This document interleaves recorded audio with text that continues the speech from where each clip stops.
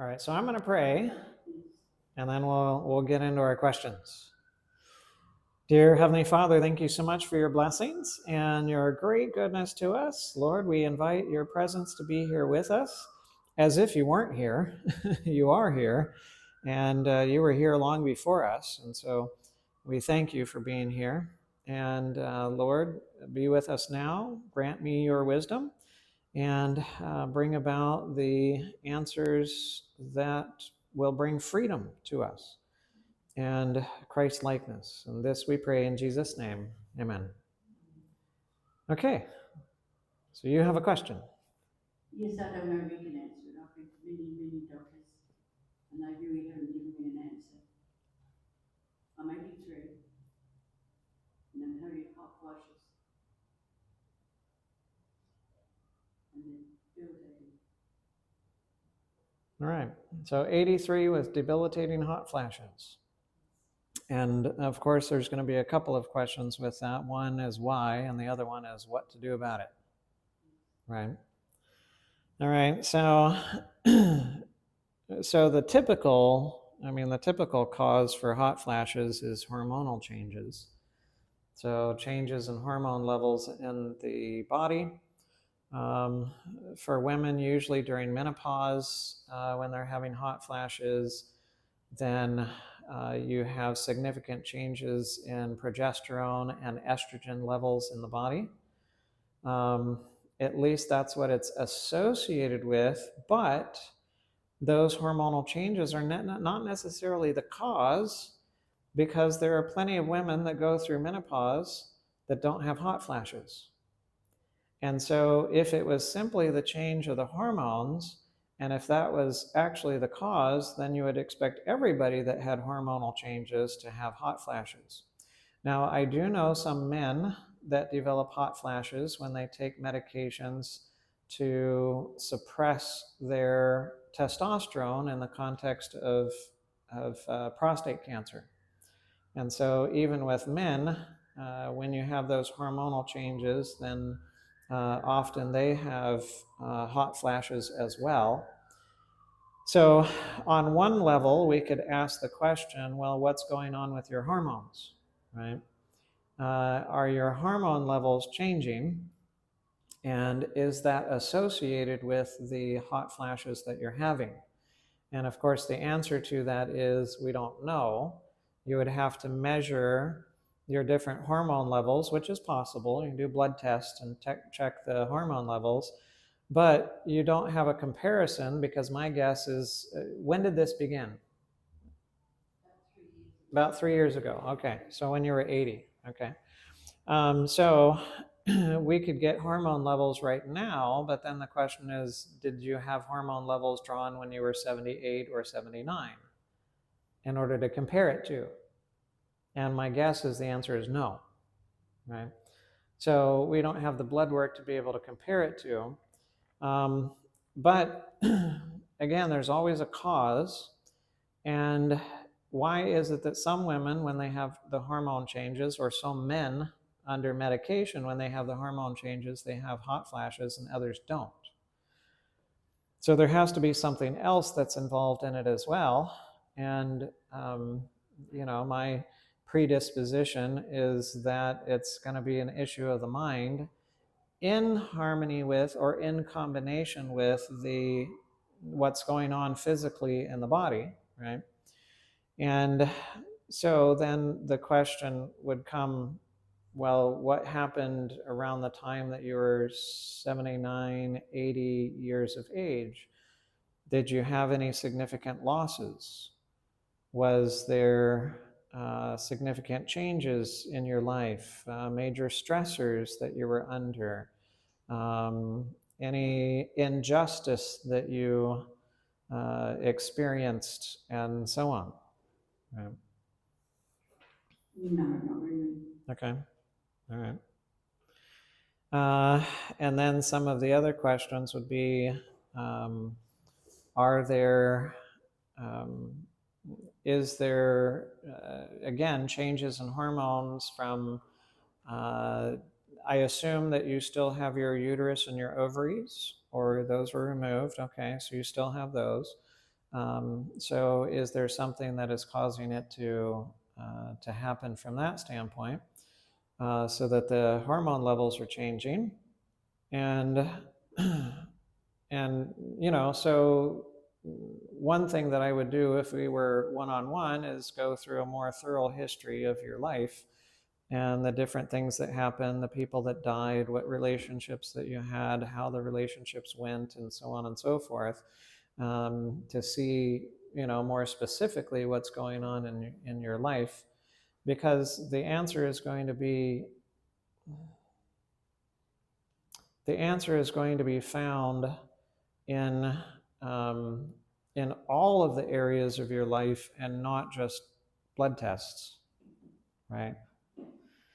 And so we need to explore all of those different areas or those aspects.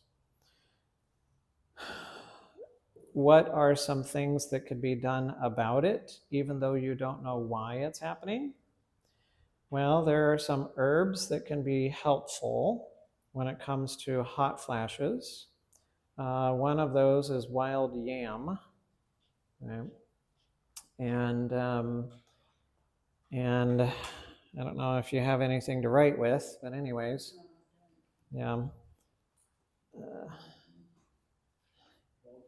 Wild yam, right? And another is red raspberry.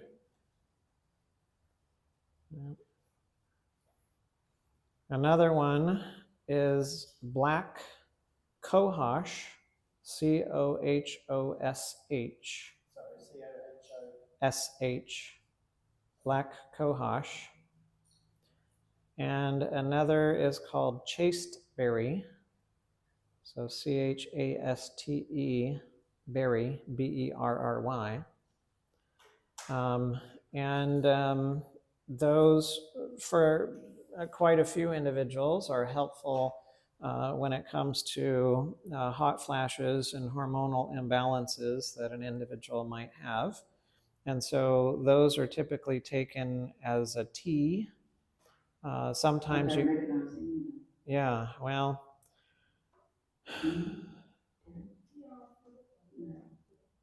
yeah, so it's something that you might be able to find in like a health food store or online, right? And I'm sure there's somebody that could help you secure it. Right. Yeah. Right. And so those are all things that can be beneficial. And if it's coming in a bottle with capsules or other things like that, then you take it as directed on there. If it's coming as a tea, usually you're taking a teaspoon of the herb, and then of each of the herbs, and then for every teaspoon of herb, you have a cup of water. So if you're putting 4 herbs together, then you have 4 cups of water, and then you bring it to a boil, and then you let it cool down, or you don't burn yourself, but anyways, you make a tea out of it, and then you drink it on a daily basis. And sometimes you can find it in a tincture where it comes in a dropper, and usually that's a dropper full, once or twice a day of the tincture, and that can be helpful. But if we were meeting one-on-one, I wouldn't be satisfied with that. I would be asking a lot more questions and finding out more about your life. But since we're in public, I'm not going to do that because I know that there has to be a contributing factor. And from our brief discussion right now, we haven't figured out what the contributing factor is, and that would take a bit more questions and probing into your life to find out what's there. And I'm not going to do that in a public forum. Yeah. Mm-hmm. Everything seemed to be going all right, and all of a sudden I started having hot flushes. Yeah. Didn't seem to have any problems, but then I started having these. Yes, well, that's the fun thing with the mind, and that is that the mind, it processes many, many, many, many, many, many, many things unconsciously, right? And so we're only conscious of really a precious few things that we actually process in our minds. The vast majority is unconscious. And we might not think it's there, or we might not have thought of it for a long time consciously, but it's still there and it's still being processed. To follow on from that, then, can something happen and there's a delay and then there's a trigger that triggers it? So yes, there can be um, yes, there can be a delay, definitely. And so, like we talked about in the first session yesterday evening, that the cause will immediately produce an effect, but it may take time for the effect to become large enough in order to see it, right? And so, yes, there can be a delay of days, weeks, months, years, or sometimes even decades between the cause being in place and the effect being noticed. And yes, there is a cumulative effect that can happen as well. So, for example, an individual, um, let's say, for instance, there's some chemical exposure that you have had, and you've had that chemical exposure over time, and now you add on top of that the mental issue that comes, and now the combination is your sandcastle. You build your sandcastle now. And if you didn't have the chemical exposure, then you might not be to the level where it will trigger noticeable symptoms. And but if it's an issue of the mind and it continues to be an issue of the mind, it's eventually going to reveal itself. It's just if you have certain chemical exposures or other things like that that happen also, it may pop up sooner. Yeah. So you can have a cumulative effect. Are you happy with that, Joyce? But it's not you, I can just help them. What you suggest I do? Well, besides the herbs that you're going to look at taking, the other thing is that you get to pray and you get to talk with Jesus and say, okay, you know what's going on, and if you would like me to know, then let me know, and I'm willing and I'm open, right, to understanding what's there. But you also wait in patience, right? Not in anxiety. In the meantime, knowing that He loves you, and He will not allow what will not work out for good and what is too much, right?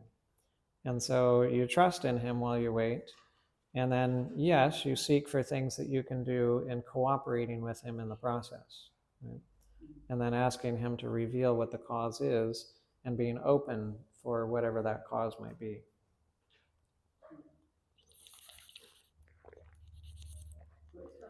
It's got to the point where I've given it everything and not wanting to move with his help. Yeah. Yeah. And my name here last night, I mean, there's something here that I might be able to get that might help me. yes, well, so what we're going to be covering tonight is going to expand on what we began yesterday. And when it comes to issues of the mind and what causes the problem, I don't remember if I mentioned that here or not, but the trees have so many leaves you can't count them. At least most trees do. They have fewer branches, but you come down to it, it's one trunk, right? So it has one trunk. And so when it comes to our health and our health challenges, well, it comes down to one thing. Right? It comes down to one thing. And that one thing is the identity problem that we have in our sinful fallen human nature. And our sinful fallen human nature has the false identity that I, the creature, believe that I am a god. Right? So I, the creature, believe that I am a god. And if I am a god, then I am my own. And so therefore, I am accountable to no one but myself. If I am my own, then what is done to me is personal. So I take it personal. So what somebody says and what they do, how they say it, how they do it, if they say it in my direction and they add my name to it, I take it personally because I think it's about me. And if I'm a god, but I'm not, I'm actually a creature, then I cut myself off from God as a source, and now I turn to other people as my source. And so now I take from other people, and I need them to be good in order for me to be good. And if they're not good, I can't be good. And so if I have other people as my source, whether it's parents or siblings or children or spouse or friends or whatever, then if something happens to them or they begin to behave poorly, then I have problems. And I take it on as if it's my problem. And now I don't just carry the burden of whatever is here, I now carry that burden too, which I was never intended to carry. And now I take problems that were not my own as if they were my own, and now I have to try to fix problems that I cannot fix. And if I try to fix problems that I cannot fix, now I have stress.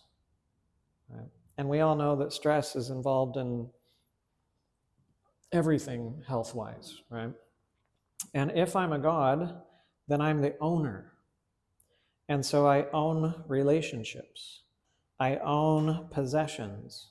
I own resources. I own capacities and capabilities. I own this body. But in reality, I'm not an owner. I'm a steward. God is the owner. And so it's not your body that's having hot flashes. It's God's body. And it's not your problem.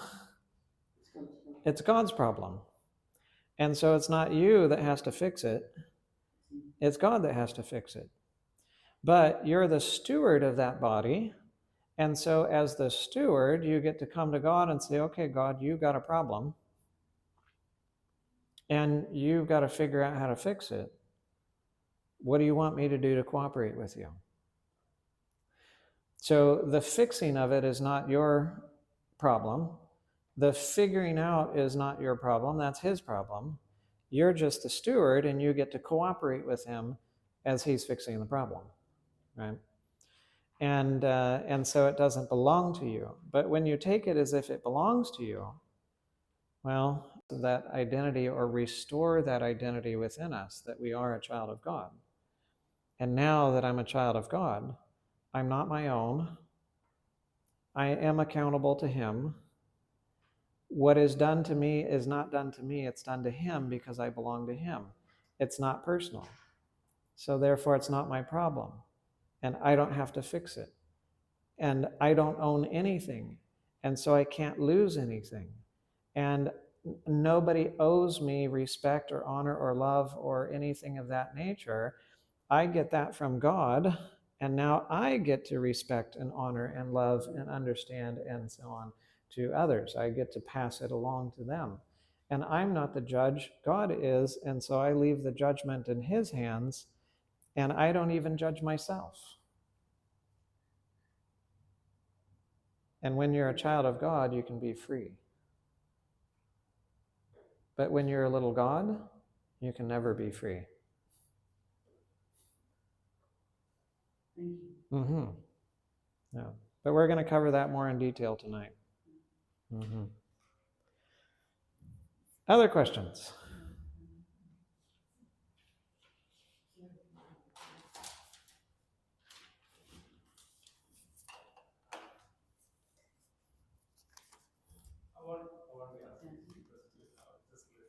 Yeah, you want to listen? All right. All right. Um, we might want the swamp cooler. It's starting to get warm in here. And we got microphones, so we should be able to hear. Huh? Oh, you turned it on? Well, it was running and then it went off. Well, he just had it on. Oh, well, yeah, it's starting to get hot in here. Yeah, if we get current going through both ways, that's fine. Yeah. Yeah, that top lamp. There we go. And then maybe the back door so it can flow through. All right, so here is a question.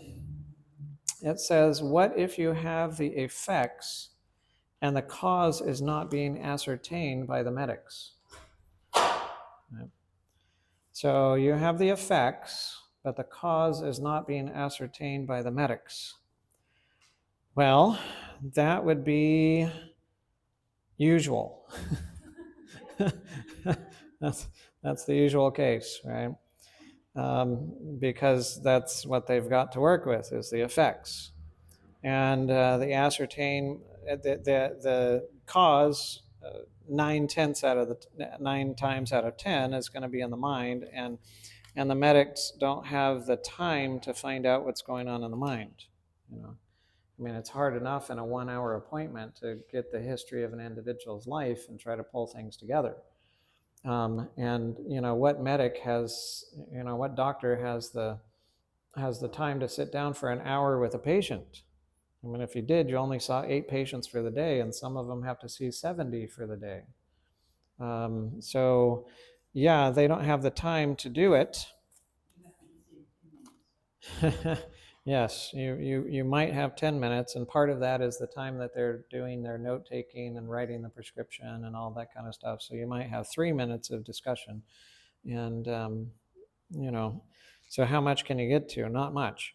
And so it's not so much a what should I say? Ultimately, it's a problem of the system, right? Because the system, even if you have a conscientious physician that wants to interact with and find out what's going on in the lives of their patients, they just don't have the time, and the system is not set up in order to be able to provide that, right? And I felt that pressure when I was in the system.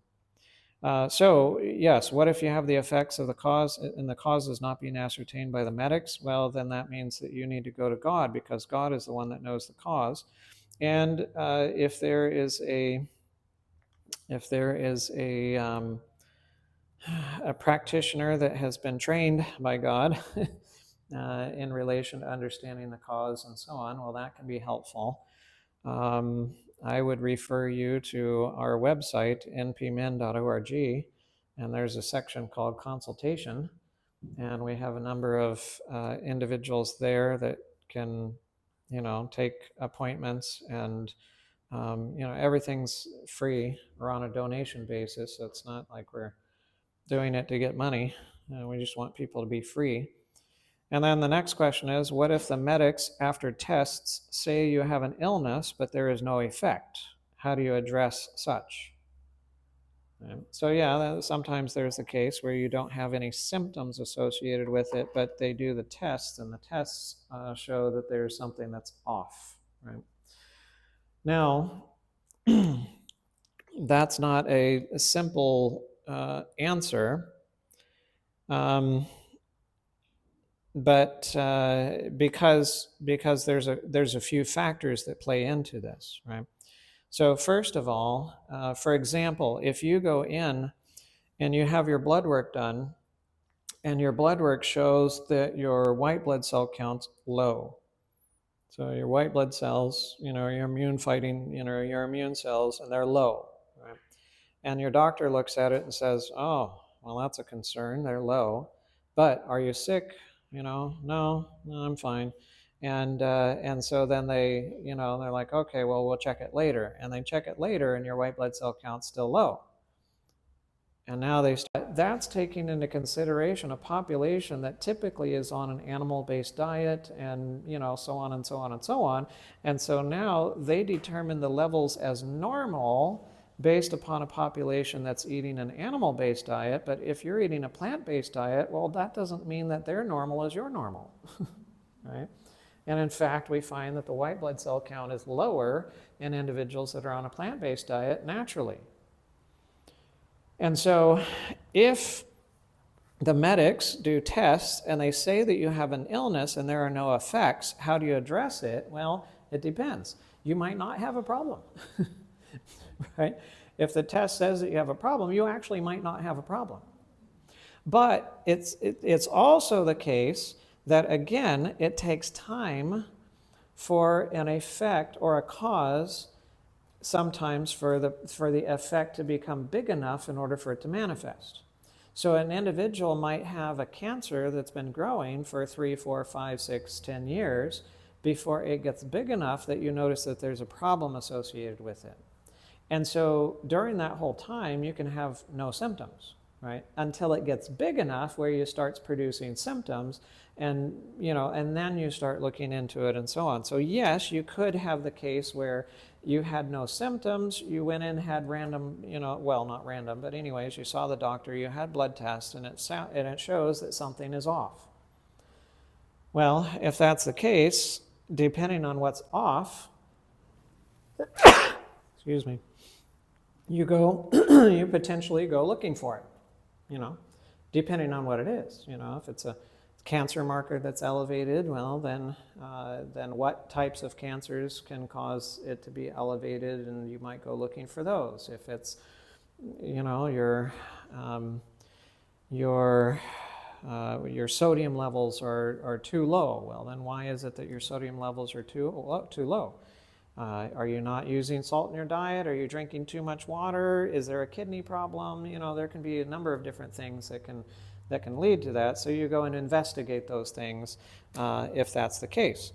And then, of course, yes, you want to also look at addressing what's going on in the mind, because what is it that controls the levels of different substances and fluids and so on and so forth in the body? Well, ultimately, it's the mind, right? And,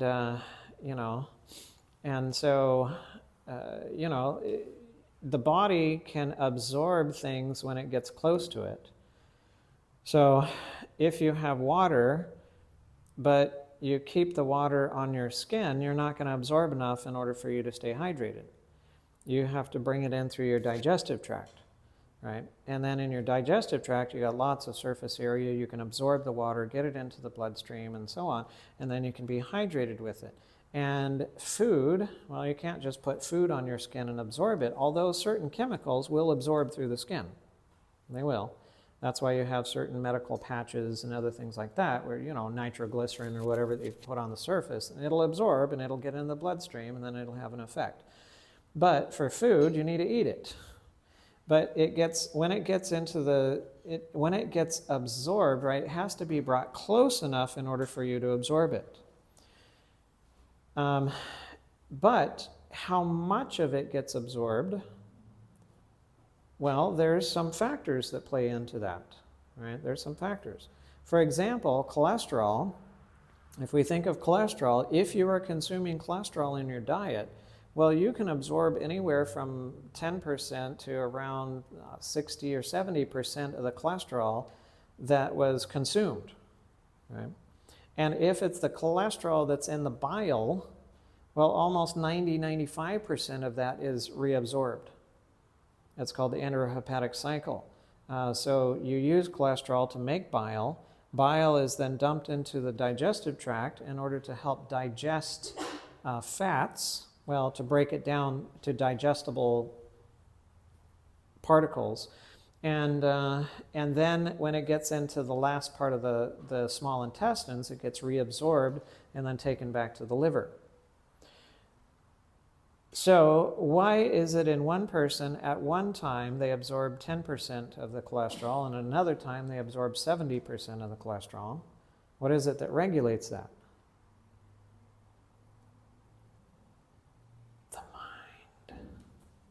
right? It's the mind ultimately that's going to be regulating how much you absorb. And and of course there are physical factors. How much are you exposed to? How often you're exposed to? What is exposed to in combination and other things like that. There are physical factors, but the ultimate regulator is going to be the mind on how much, on what rate things are absorbed, right? And then cholesterol is produced. It's produced by all of the cells of the body, right? And so what is it that upregulates and downregulates? Because you can upregulate, you can double or triple the production of cholesterol, or you can reduce it by double or triple, just from what the cells produce. But what is it that controls that? It's going to be the mind, right? Ultimately, it's going to be the mind. And so, yes, you can have nutrient deficiencies, mineral deficiencies, vitamin deficiencies, other things like that, because you're not taking it in, right? You're not getting actual access to it. But oftentimes individuals that have those deficiencies, also there's something going on in the mind, and the mind is affecting the production or the absorption of those things, right? And so that needs to be looked at as well, right? And and so on. So it's, if the medics do tests and they say you have an illness but there's no effect, well, how do you address it? And again, you might not have a problem. You go look to see if you do, and you also check with God about what's going on in your thoughts and your thinking and so on, because there's a lot of thinking that we've been doing all of our lives that we thought was normal, and it is normal, but normal doesn't mean that it's exactly right, and it can have its effects. All right. Any other questions?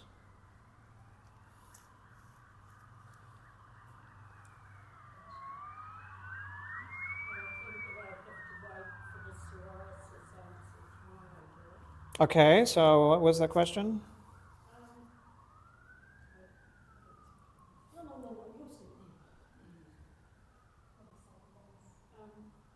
Oh, it's not on. Yes. I'm just interested in the length of time that you have these symptoms, and I suppose some of the triggers involved. Okay. It's a long term, and I'm relating more to the mind side of it now, so Right. it's interesting to see that. Yes, so oftentimes there are, what should I say, the issues that develop are in association with certain events or things that happen in our life, but it's not the event itself that's the problem, because an event will come and go, right? And then it's gone. And if it was just the event, then the effect of the event should come and go, right? But, so the problem is not the event, the problem is what I think about the event, right? And so if, for example, a common scenario is that an individual, oftentimes when they're younger, is molested by a family member, and most often it's father, right? And so you grow up, you were molested by father, and the event or the events may have happened at a certain time, or it happened over a certain range of years, and then it stopped. And it's not happening anymore. But what happens in your mind is that your mind still perceives it from the standpoint that it happened to me. And so you continue to see it yourself as a victim of what happened, right? You see, victimhood is not what happens to you. Victimhood is what you think about what happens to you, right? And what you think about it can continue with you over time, right? And so it could be 40 years ago that the event happened, but the thinking associated with what happened continues with you to today. So if you had for example, an autoimmune condition of the skin that developed in relation to that type of thinking or thought process, well, yes, the event might have been years or decades before that, before it actually manifested. But as long as the thought process that it happened to me, I'm the victim of it, it was wrong, the injustice was done to me, then that thought process continues until today, well, then the condition continues until today. Right? I was just in New Zealand, and there is a friend of mine, and she had psoriatic arthritis. So she had arthritis related to psoriasis. And that psoriatic arthritis was becoming more and more problematic. Her joints were more and more inflamed. She was losing strength. She got to the point where she didn't have enough strength even to turn a doorknob. And she was working in the hospital, and they were trying to make accommodations for her. She was seeing the rheumatologist, who's the specialist for autoimmune conditions. And they were trying to work with her. She was doing lifestyle stuff and changing her diet, and they were trying medications and everything, and she was just continued getting worse. And she was, for the most part, bedridden, but would force herself to get up to go to work, but then she'd come home, and sometimes all she could do was make it to her room, collapse in her bed, and that was it. Couldn't even get the stuff out of the car, and it was bad. And then she was challenged by a friend of mine. She had heard about him and that he had dealt with cases of that nature and was talking about the mind and the mind's effects and everything like that. Well, she had been divorced, and she had multiple children that she was caring for. And, there were injustices that had been done to her in the context of the marriage and so on. And so there were resentments that were there in her mind in relation to it. And she was encouraged to come to the cross and to accept the exchange of her life for the life of Christ, so that she would get all of the life of Christ, and Christ would take all of her life. So that the divorce Jesus took, the marriage and the injustices Jesus took, the single parenting Jesus took, the difficult finances and that kind of stuff Jesus took, the resentments and bitterness Jesus took, and so on and so forth, and that Jesus exchanged all of his life for her life and her life for his life, and so that she could accept that exchange and she could be free from the bitterness and the resentment, because now it didn't happen to her. It happened to Jesus. And Jesus put it to death in himself on the cross so that she could be free. Right? And so she took that and she ran with it, and also encouraging her that she must come and take from God's love so that she can love her ex-husband with, because if you can't love him, well, how can you heal? Because health is an effect, and the cause of health is love. It's righteousness, right? And righteousness will always love, regardless of what anybody does to you. Like Jesus, he always loved regardless of what anybody did to him. And so you take that love from God and you give that love to your husband, your ex-husband.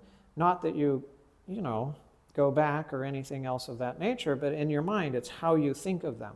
Right? And so you think of them with loving thoughts and so on, with God's loving thoughts. And she had quite a rapid recovery.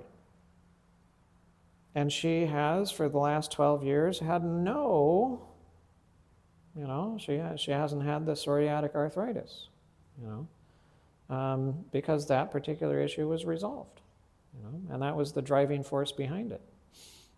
Now, I was just in New Zealand, you know, a few weeks ago, and we just got an email today from one person that came to the meetings, and I had an hour counseled with her and so on, and she had been dealing with lots of pain.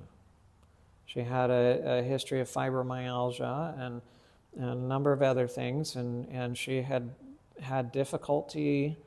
You know, she had low energy, and if she spent a half a day working, she'd have to spend a couple of days recovering. You know, and then lots of pain. Well, she just wrote this morning, and was saying that her pain is 90 to 95% gone. You know, so she's only got 5 to 10% of the pain that she had before left. And let's see, I saw her maybe 10 days ago, and she just worked in a kitchen at a camp for 5 days straight. And before, she wouldn't have been able to make it more than half a day and then have to rest and so on. And she just worked for 5 days straight. And she's praising God, hallelujah, right? Because she too came to the cross and exchanged her life with the life of Christ and letting him take all of that stuff. And it's not hers anymore, it's Christ's, right? And so, yes, have there been others that have experienced healing in their lives because they go free from the past and the issues, and now it's not theirs? They don't have to hold on to the resentment and the bitterness and all of that kind of stuff? Yeah. And it has healing effects, right? Very, very real healing effects. But then I have other friends and other individuals, and you know, I have another individual, he's got psoriasis and psoriatic arthritis, and he's been learning this message, and he's been trying to figure it out and you know, find healing for his condition for a few years. And he's at times a bit frustrated in the process because his is not going away yet. Right? Okay. But when you get frustrated, recognize you're trying to control the process. Right? When you get frustrated, you are trying to control the process. Either you're trying to control the time, or you're trying to control the circumstances, or whatever, and so you're the one in the lead, and you're dragging God along with you. And that's a burden. It will always be a burden.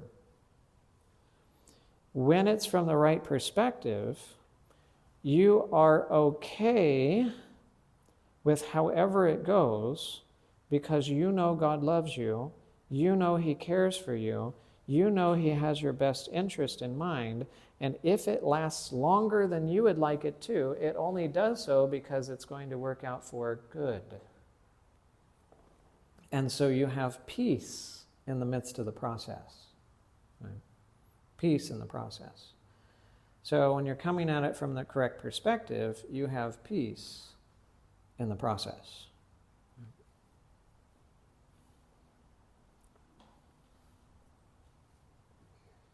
Mm-hmm. Other questions? Yep. You got the mic?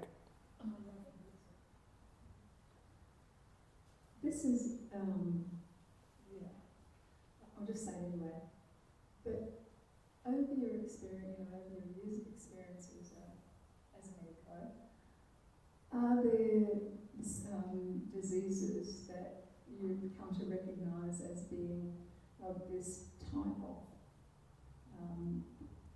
mind thinking, type of thoughts that are going on, whether it's, you know, resentment or frustration or whatever, victimhood? Yes.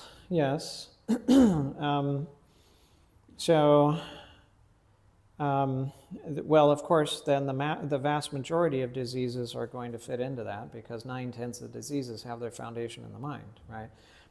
So the vast majority are going to fit into that.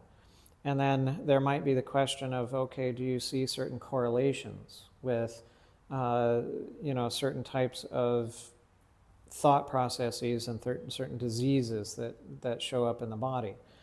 And yes, at times there are certain correlations that you can see, that you can note.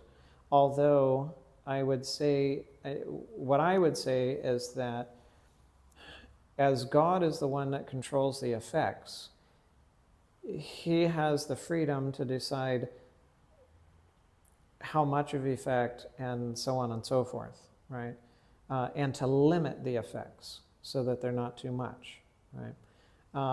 But there are certain patterns that you can see. For example, one of the patterns that I have found and others have found is that if my resentment or bitterness or guilt or control or other things of that nature is associated with mother or lovers or a mother figure, it could be, if you were raised by a grandmother, or you were raised by an aunt, or you were raised by somebody, a mother figure in your life, or a lover in your life, then those issues tend to show up on the right side of the body for those that are right-handed, right? It shows up on your dominant hemisphere, dominant side. So most people are right-handed, so it'll show up on the right side, which means that it'll be a left head as well, right? Because the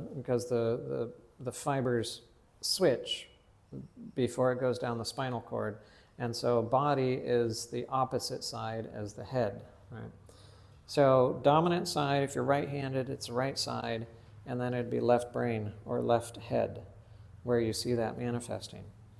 If it's father and other relationships like siblings, children, co-workers, whatever, then that tends to show up on the left side, the right head, right? So the non-dominant side.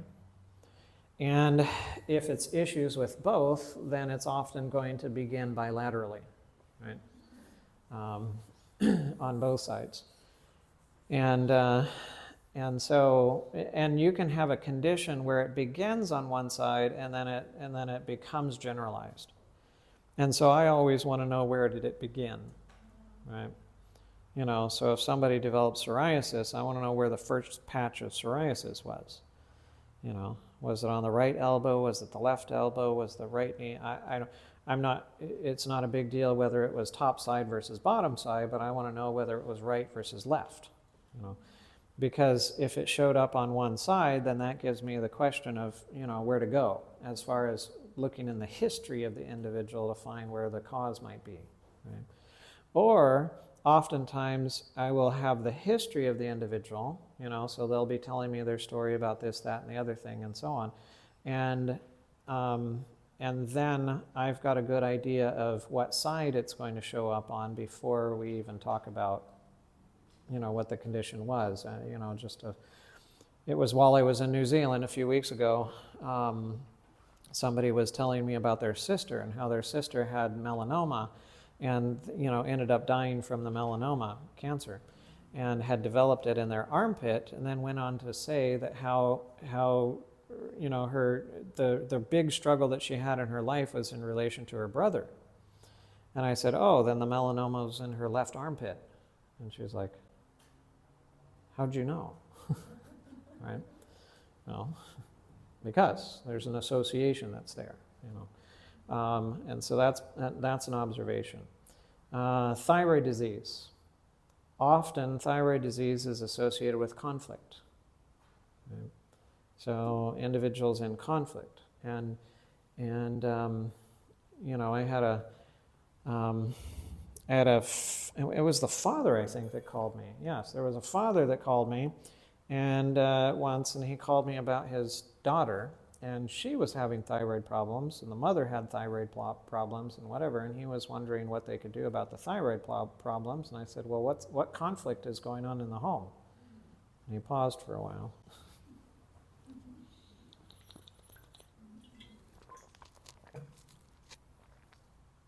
Well, things are not going well between him and his wife, And so, yes, there's clearly conflict in the home. And then we might ask the question, well, then why is the daughter having thyroid disease? Well, because mother's her source. And so mother's in conflict. Mother cannot respect father. And when mother can't respect father and child is connected to mother as her source, well, then the child's going to manifest that either in behavior or in the body. Right? So it's going to show up one way or the other, or sometimes both. But oftentimes you'll have a child that's either acting out, or you're going to have a child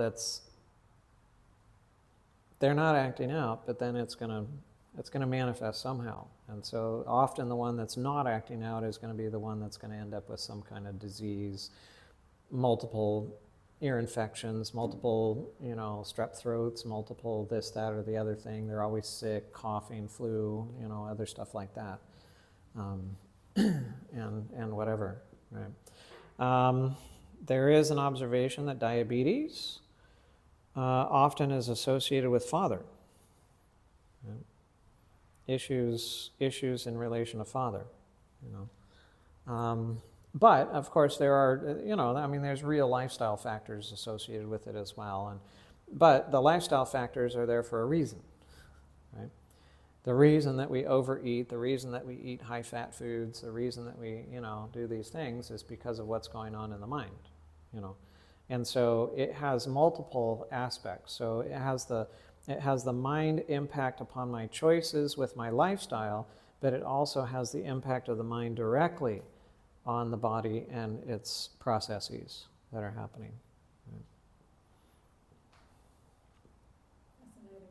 Oh yeah, fascinating for sure. Question in the back. Your microphone? Yeah, I know but they're recording, so that's for the recording. Yep. Yeah, you mentioned before mother or a mother or a lover. Is the lover belong to the mother, or is the lover belong to the person? The person. The person. Yes, to the person. Yeah. Right. Okay. Mm-hmm. Thank you. Yeah. So the mother's lovers, that would be father or stepfather or others. Mother's lovers end up showing up on your non-dominant side, right? But mother and your lovers, husband, boyfriend, whoever, ex-husband, that kind of stuff, that shows up on your right side or your dominant side. Right? Yeah. Thank you. Mm-hmm. Other questions?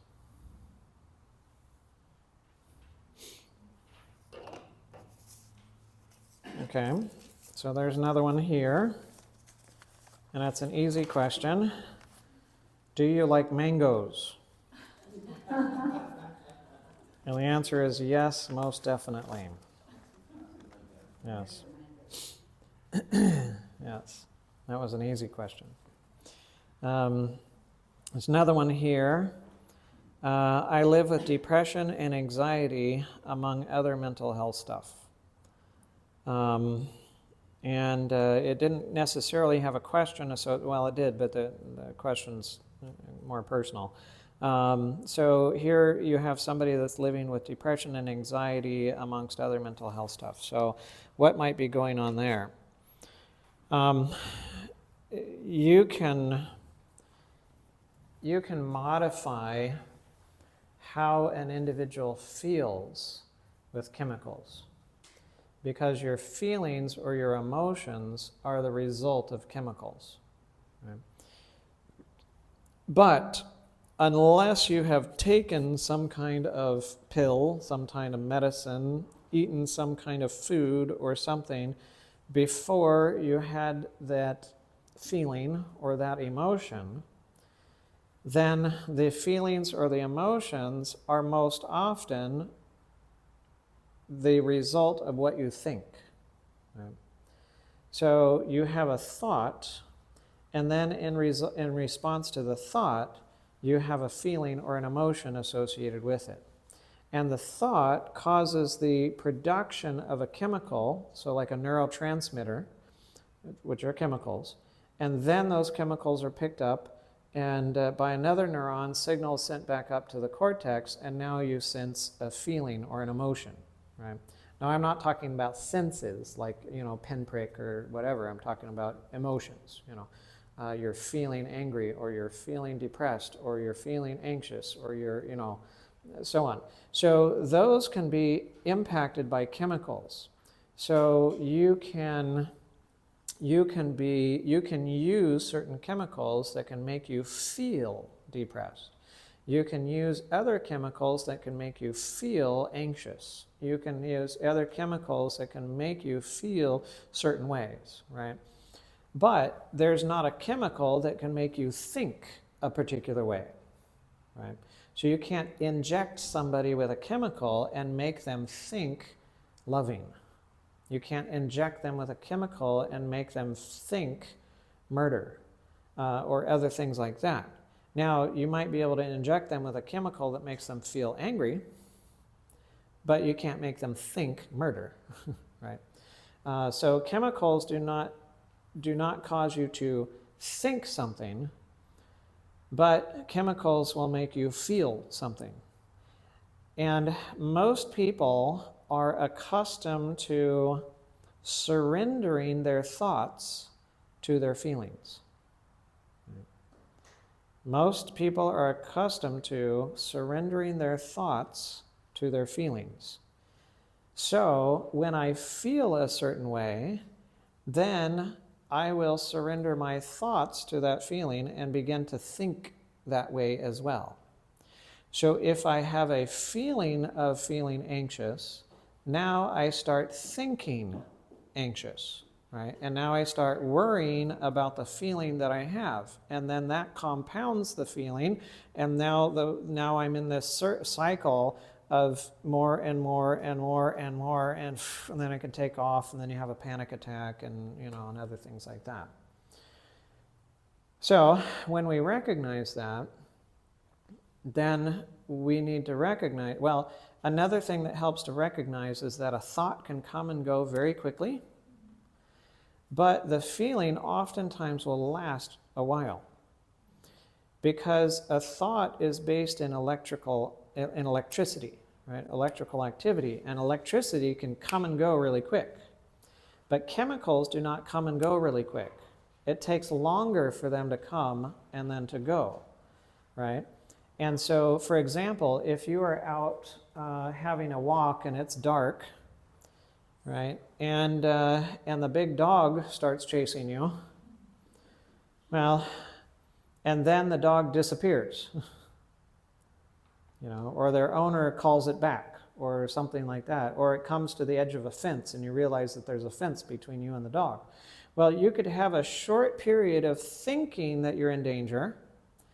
But in response to that, now your mind has generated an impulse that's gone down to the mid portion of your brain, to the back of your brain, then down to the spinal cord, to your adrenal glands. You have released epinephrine and norepinephrine, or adrenaline and noradrenaline, and that is now secreted. It's gotten into the bloodstream. It's circulating to all of the different parts of the body, and it's affecting all of the different cells. And now your pupils dilate, and your heart rate increases, and your blood pressure goes up, and your blood sugar levels increase, and your clotting factors increase, and all these things happen in the body.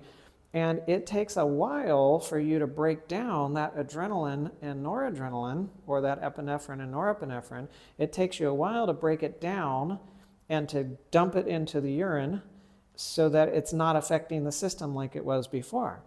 So you can have a thought that comes, and now from a thought that comes and goes, you have a feeling that lasts for 15, 20 minutes or so. And if now that you had the feeling that came from the thought, oftentimes we don't even recognize the thought that we have. Like with panic attacks, oftentimes individuals don't recognize what thought they had when they have their panic attack. But they recognize the feeling that they get when they have the panic attack. And now when they get the feeling, now there's the uh-oh, and now the thinking starts cycling in with the feeling, and now the thinking aggravates the feeling, and now you've got a feedback cycle, a positive feedback loop that's going on, and you're in a full-blown panic attack, and and the hyperventilating and all that kind of stuff, and think that you're going to die and you can't breathe, and all those things. All right, so if you're in the panic attack, just recognize it won't kill you. It feels like you're going to die, but you're not.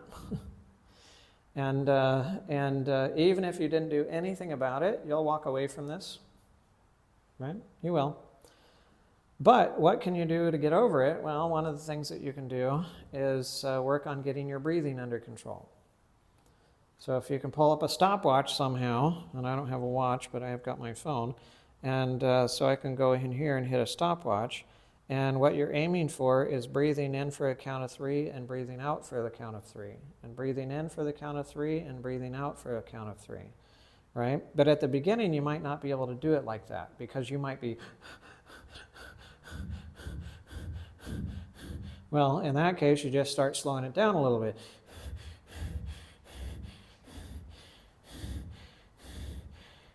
And you want to get yourself to the place where you can go...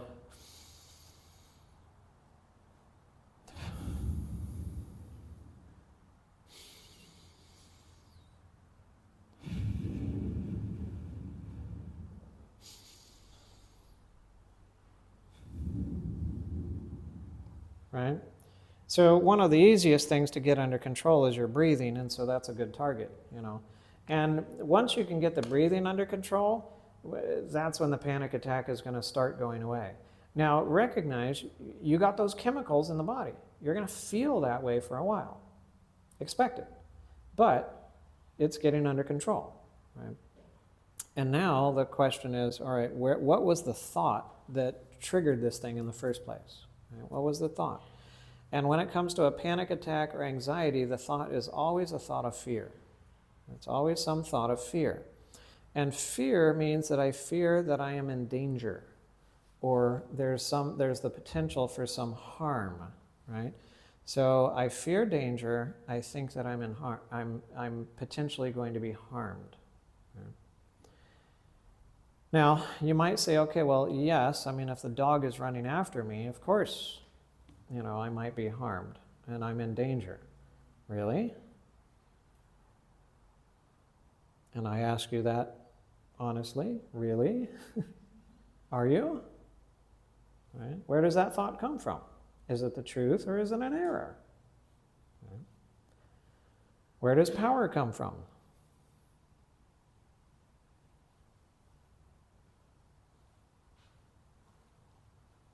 Where does power come from? Huh? Not from us. That's right. Where does it come from? From God. How much power comes from God? All power. Is there any other source of power than God? No. So, by whose power does that dog operate? God's power. That's right. That's not by the dog's power that the dog operates. That's by God's power that the dog operates. Right? Now, the dog has its own will. It does. But that will can be bent by God. Right? But it's by God's power that the dog operates. So, why do I have to worry if the dog is operating by God's power and God is my daddy? And he loves me. And he has my best interest in mind. Well, you might have been bitten by a dog before. And you might have known other people that were bitten by dogs too. And then you think, well, what about that? Oh, yes, what about that? Aren't there promises that we know that all things, which also means no trial, no torture, no whatever, has overtaken you except such as is common to men, but God is faithful, who will not allow you to be tempted beyond what you are able, but with the temptation will also make the way of escape that you may be able to bear it. Right? Romans 8:28 and 1 Corinthians 10:13. Right? So we have those promises. So we can trust that nothing will be too much and that it will work out for good. Now, you might say, okay, well, there's a devil out there, and the devil might be might be urging that dog along. Yes, we agree with that. Sure, there's a devil out there. Where'd the devil get his power? Does he have his own power? Is he a god that he can generate power and then use it himself? No. So where does his power come from? God. From God. That's right. His power comes from God. So if Satan's power comes from God, and God will always limit Satan's power so that whatever he does will not be too much. And whatever Satan does, it will work out for good. I bet that one just rankles Satan up one side and down another.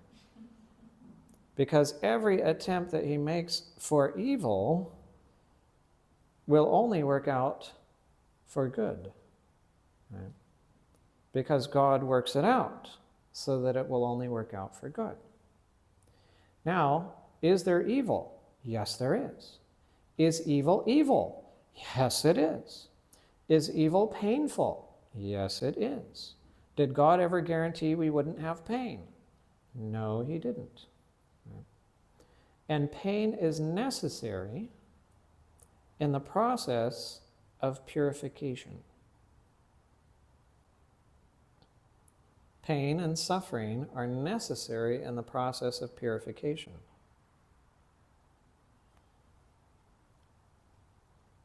What does it take to turn coal into a diamond?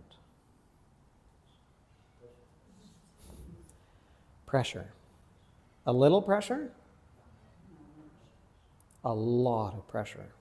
It takes a lot of pressure to turn coal into a diamond. It cannot be too little pressure, and it cannot be too much pressure. It must be enough. Right? And you and I, in our condition, we're the coal. And you take coal and you rub it on anything, and it will get anything dirty. But you take a diamond and you rub a diamond on anything, it won't get anything dirty. Right? So, the coal requires pressure. And under pressure, you also get lots of heat. Right? You put pressure on something, it'll generate heat. So it's extreme heat and pressure that's needed in order to turn that coal into a diamond. And God knows that he wants us to be diamonds and that we're coal. And so the process of turning us into diamonds requires extreme heat and pressure. But the diamond is worth every bit of heat and pressure that is needed in order to form it. If God could save us without pain and suffering, he would. But he can't. He can't.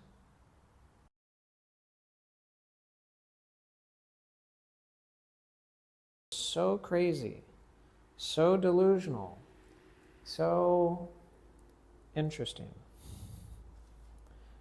that he cannot save us without the pain and the suffering. But he limits the pain and the suffering so that it's never too much and it will only work out for good. So if that dog gets through and it bites me, then it can only do so because God said okay. And if he said okay, it will not be too much. And it will work out for good. And I might not know how now. But if I trust him, I know that it will. And I can trust him with whatever situation that I'm in. And if I can trust him in whatever situation that I'm in, then I don't need to fear when the dog comes barking.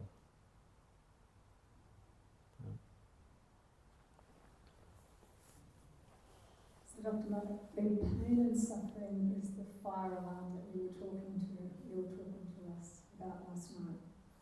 And fire alarm isn't going off, there's danger, we don't know about it, and we're dead.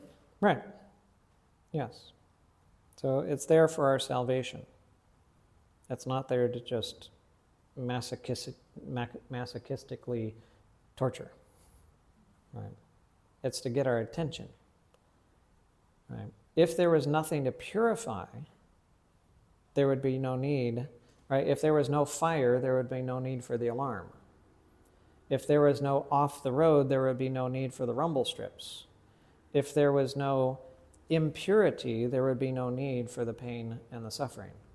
The pain and suffering is there to let us know something's wrong so we can look.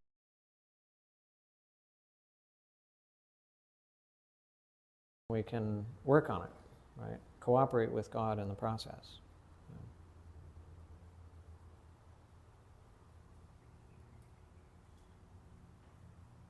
Any other questions?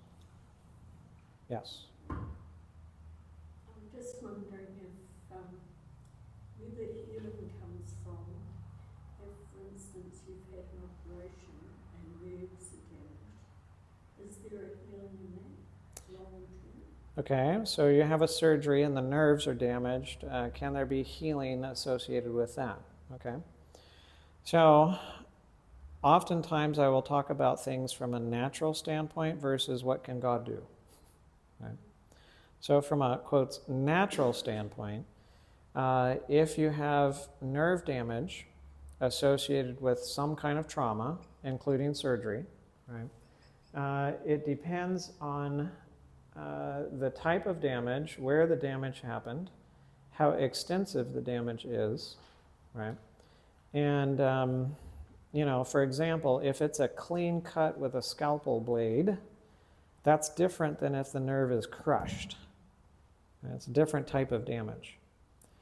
And, and oftentimes, if it's a clean cut with like with a knife or a scalpel or something like that, and the nerve sheath can be lined back up together, then you will get the new nerve axon to grow through that sheath down to its other end. But if it's crushed, like in a car accident or a hammer to the nail or, you know, other things like that, if it's crushed, then there's more of a damage to the sheath, and you might not actually get the sheath back together. And if it doesn't get back together, then the question is, where do the axons go? Where does it grow to?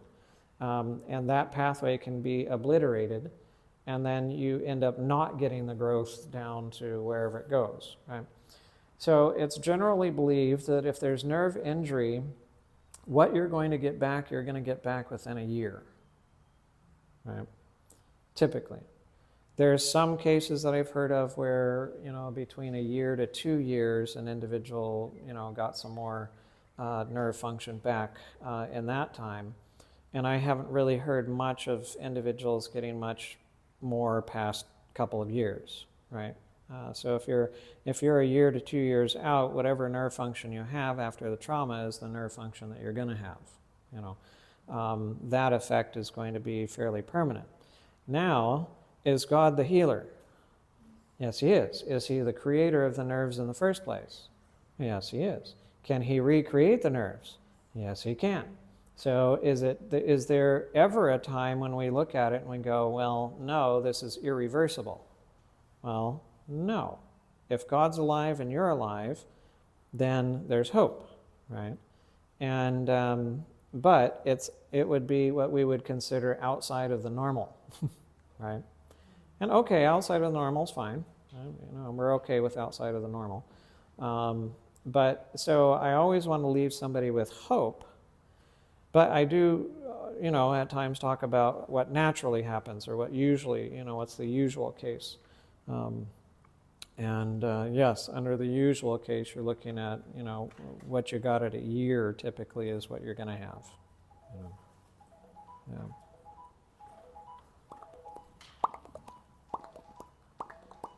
Microphone.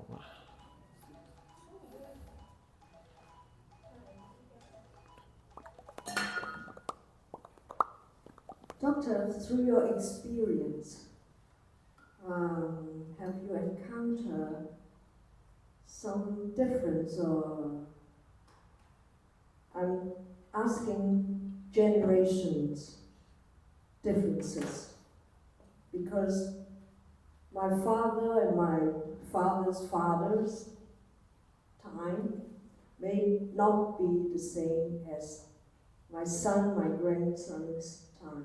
Mm-hmm. So, but we are all human. We have some basic, the same, Right. but like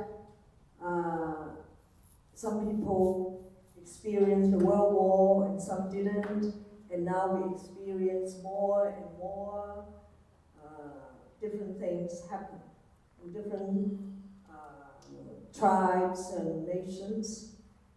And would it be something different we need to prepare to help or to serve in the community as people having His word and His hope? Mm-hmm. I mean, the symptoms seems different. The behaviors from the outside may be different, Right. but the inside thing probably more or less the same. Yes. But yeah, how we can help the younger generations to prepare or to prevent something in their mind, Mm-hmm. in their heart, and the soul. Okay. So there are differences that you see from generation to generation, and oftentimes those differences are because of it often is because of societal norms at the time of the upbringing of the child, and that becomes part of the worldview that you then use to evaluate the information by, right? And that worldview is going to have a strong impact upon the health outcomes of an individual, because it's going to impact how you perceive things and how you relate to things and so on. And so that can change, and it does change from generation to generation. And yes, when you have periods of war and other things of that nature, then you can see some significant changes that happen in the mindsets of individuals and the types of conditions that they suffer from in response to that. The biggest, I think one of the biggest challenges that we have, that we're facing now, especially with the youth, in relation to reaching out to the youth, is that the youth are becoming very rapidly and very effectively isolated. Right. And that isolation, it has a very, very strong correlation with social media. So what social media does is it causes an individual to become socially isolated while at the same time perceiving that they're amongst a group when they're alone, right? And you now have social interactions that are very superficial, very quick. You don't have to really figure out another individual. It's very emoji driven, and so on and so forth. And so there's very little information transfer. It happens on a very superficial level. It happens very quick. And there is a significant amount of isolation that's associated with it. And with that isolation, we are seeing depression and anxiety and suicide rates and all that kind of stuff. It's just skyrocketing, right? It's skyrocketing because of that isolation. It's about as effective as if we started developing concentration camps with social isolation units in it, because what camaraderie can you have if nobody really knows who you are, and you can live behind an avatar, and you can be anonymous and so on and so forth. So that's what's really killing the young generation or causing them to kill themselves. And we do our best learning when we're little. You know, we're most open to learning when we're little. And if what we're doing when we're little is we're learning, I can't tell you how many times I'm flying on an airplane, or I'm in an airport, or I'm traveling somewhere, and you've got a 2-year-old and they're right here. You know, and the iPad or the phone has now become the babysitter.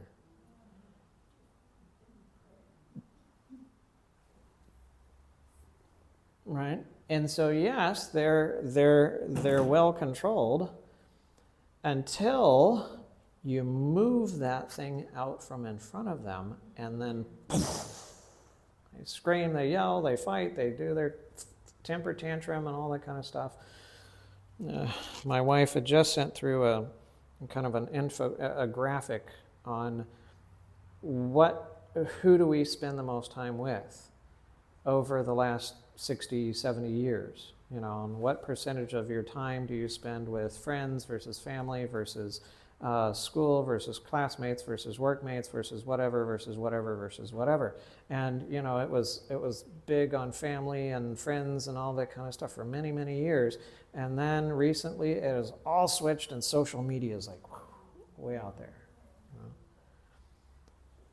And so that is going to have its effect. It is having its effect, and it's a hard one, because the question is, how do you solve that problem? How do you solve it? It's not like you're going to get rid of Facebook. It's not like you're going to get rid of Instagram. It's not like you're going to get rid of X or, you know, any other social media platforms, and there's just going to become more and more of them over time. And when the youth perceive that that is their social network, when they perceive that, you can't just take it away, because how do you take away their social network? How do you convince somebody that what their social network is killing them? And it's really not a social network. You know, it's a difficult situation. And so I don't know. I mean, what can we do? We can develop relationships, or try to. You know, try to interact with them, be there with them, actually have real conversations with them, take interest in their lives and what's going on in their lives, and and so on, and then seek to draw them out of that somehow. You know, real activities. Go to a real park. Go on a real hike. Go to do real things with real people, rather than living in an imaginary world. You know. And then speak to them real, you know. And, if you got struggles, well, it's okay to let them know that you got struggles, because they've got struggles too. And they're not going to let you know what their struggles are if you think you don't have any struggles. If you're perfect and they're not going to be opening up to you about their struggles, right? Because why would they? Because you're perfect. You're not going to understand. So if you're real about your struggles and so on, that, you know, you don't have things perfectly figured out, and yes, you're still struggling with this, that, or the other thing, or you used to deal with these things as well, and they're like, what? You used to do? Not you. Oh yeah, me. You know, yeah, 22 years addicted. You know, addictions, sure, struggled with it, you know. And hated myself? Yes. Divorced family? Yes. Split home? Yes. Almost left my wife? Yes. Afraid I was going to kill my children because of my anger? Yes. Right. Yes, yes, yes, yes, yes. Right. Have it perfectly figured out now? No. Still have teenagers in the home. Is that a struggle? Yes. Had 4 teenagers at one time. Was that interesting? Yes. And so on. So, So yes, I mean it's relating to them, it's drawing them out of it, it's having real conversations with them, it's being open about your own struggles. If you're the parent or the grandparent, it's not judging them for, for their social media or other things of that nature or what they're doing, but it's simply seeking to find something that you can offer to them that's better than what they have. Right? Because somebody will give up what they have if what they're getting is better. But if what they have is as good as they've got, if you try to take that away, that's not going to work. You always have to replace it with something that's better. Yeah. Thank you. Uh-huh. And you talk about chemicals. So I don't know what's the definition of chemicals. And a lot of people, they take supplements every day. So is it chemicals? Chemicals, if you can touch it, feel it, smell it, taste it, interact with it, and so on, it's made of chemicals. So chemicals have protons, neutrons, and electrons. It's made of atoms. It has molecules, and so on. That's chemicals, right? So it doesn't matter if it came from a plant, an animal, from the sky, from the ground. It doesn't matter if it's solid, liquid, or gas. It's all chemicals. And your body is made of chemicals, but your spirit is not. Right. And so yes, it's anything that's physical is made of chemicals. Right. And do we have exposure to that all the time? Yes, we do. Do we have chemicals all the time? Yes, we do. Do we need chemicals? Yes, we do. Just, the right ones in the right concentration. Yeah. All right. Well, thank you for the Q&A session. We've got about